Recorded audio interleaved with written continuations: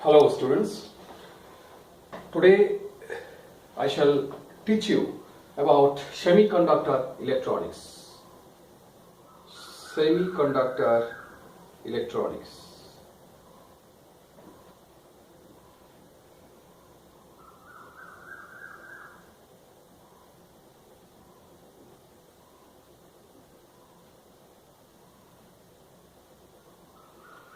In your class 12th class, you have an idea, you have created an idea about this PN junction semiconductors and all. Here I shall give you a brief outline of these semiconductors, then I shall go for the transistors, then I shall go for the rectifiers, diodes, etc. and etc. Now, to make you understand about the semiconductor, first of all, I shall draw some band diagrams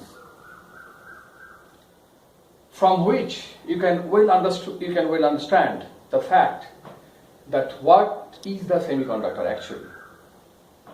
Now, to draw a band diagram, a concept of valence band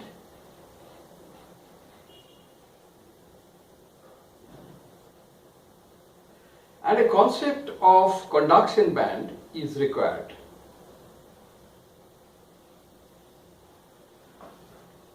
So, what does it mean, this valence band?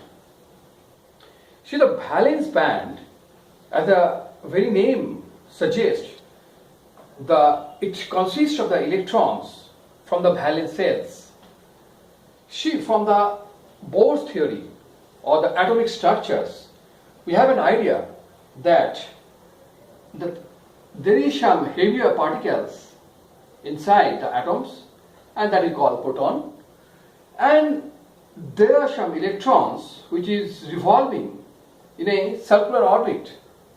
Say suppose for n is equal to 1, n is equal to 2, a different orbit according to Bohr's theory. So the electrons are revolving here, electrons are revolving here.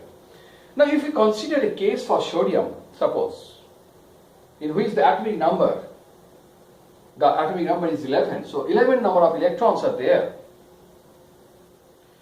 So for among this 11 number of electrons, the 2 electrons will be in the first cell, 8 electrons will be in the second orbit, and 1 electrons in the third orbit, which is called the valence cell.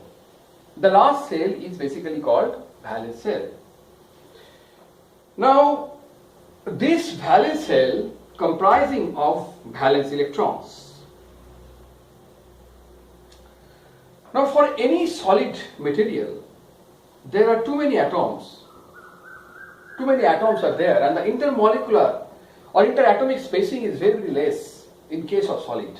Interatomic spacing is this, the spacing between the two atoms. Now, if you draw a band diagram, then you can have this band diagram from the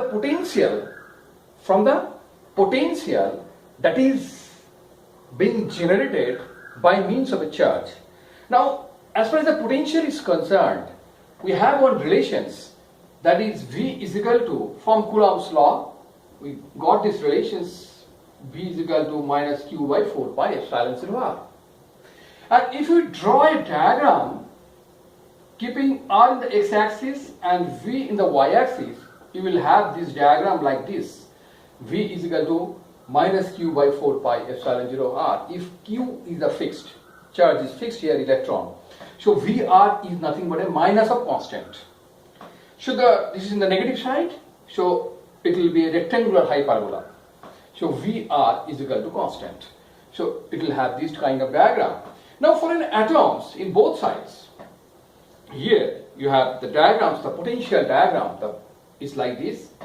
It means, suppose a 1s2, the 2 electrons will be here. Actually 2 electrons may be in the anywhere within this orbit. But in whatever be the positions, the potential of that electrons, if you calculate, that will be in this area only. 1s2. Now again you have 2s2, now 2p6 like this. And for these atoms, if you draw a band diagram, it will be like this. For this atom, if you draw a band diagram, potential diagram rather, it will be like this.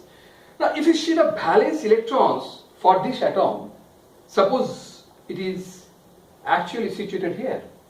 The valence electron, the 2s2p, the last cell electrons is the valence cell electrons. So this is situating here.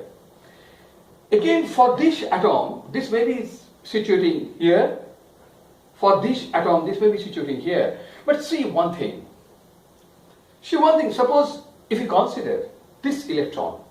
Now these electrons, it may be of this atom because this electron is within this periphery or within this curved line, potential diagram. So these electrons may be of these atoms, these valence electrons.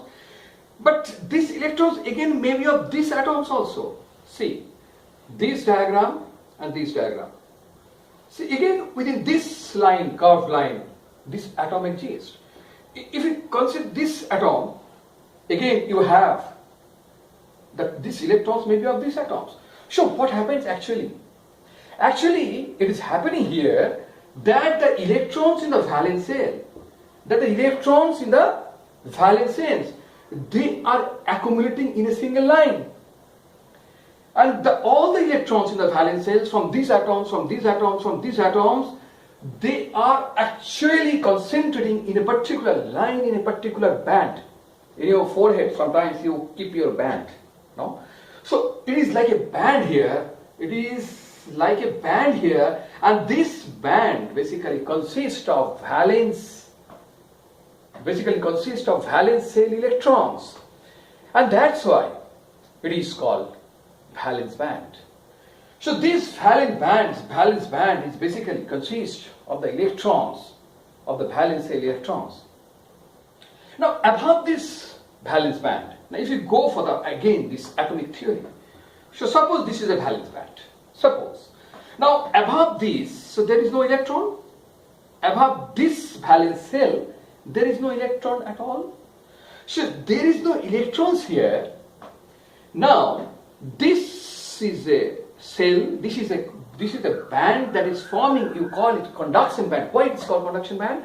Because whenever it got any energy from outside, it got any energy from, suppose the electrical energy, suppose the thermal energy, or whatever may be the form of energy, when it get, so the electron from here, it will jump over here, and when it will go here, suppose in the valence shell electrons, you see, all the electrons are there. And in the valence band, since all the electrons are there, it cannot move. When it is trying to move, it will actually collide with other electrons. So one electrons will collide because very, very small gap is in between. Too many valence electrons are there. So it will collide. So actually, if we consider the current, then when electron is flowing in direct direction, current is in this direction. When the electron is flowing in this direction, current is in this direction. And as a whole, in the total, the electron is going in this zigzag way, and again the current is in zigzag way, and the total current is basically zero in valence shell by the valence band. So here, when the electron jumps from the valence band to the conduction band actually it is called like that because when an electron will go from this band to this cell where there is no electrons, it is complete gap, then there is enough space to move for that electron. There is enough space to move. So it means that when the electron has enough space to move, electron will move and conduction current will produce. So naturally, the band from which the conduction current produced, we can call it a conduction band. So very well, we are understood that the valence band is here and the conduction band is just above that valence band in which there is no electron as such. Initially there is electrons in the valence band, and after getting some energy, the electron jumps from the valence band to the conduction band. So these are the concept of the valence band and the conduction band. So now valence band and the conduction band, when they are too far, suppose this is valence band and this is conduction band. And they are too far. So there is a very high distance between this valence band and the conduction band. Then their energy required is very high to make this electron to jump from this valence band to the conduction band. The energy requirement is very high.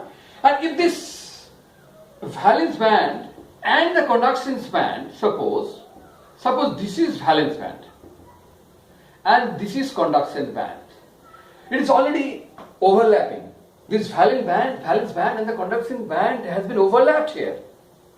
Since it has been overlapping, so electrons of the valence band is already in the conduction band. So basically, if there is an electric field, we will have current, and that is actually the metal and the conductors. So this is nothing but a conductors, and this is insulator, in which you may not have conduction current.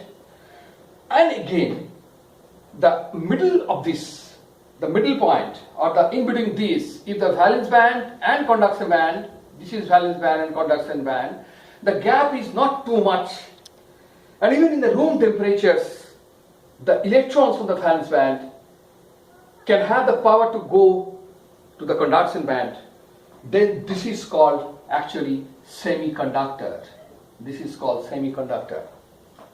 So this is the band diagram, and by this band diagram we can well understood the insulator, conductor and semiconductors. So even in room temperatures we can get current from semiconductors, and above the room temperatures also it is very much possible to get current in case of semiconductors. Thank you. So this is the class, and in the next class I shall have a discussions about this PN junction diode, the current in the forward bias, the current in the reverse bias and everything else. So wait for this, and thank you.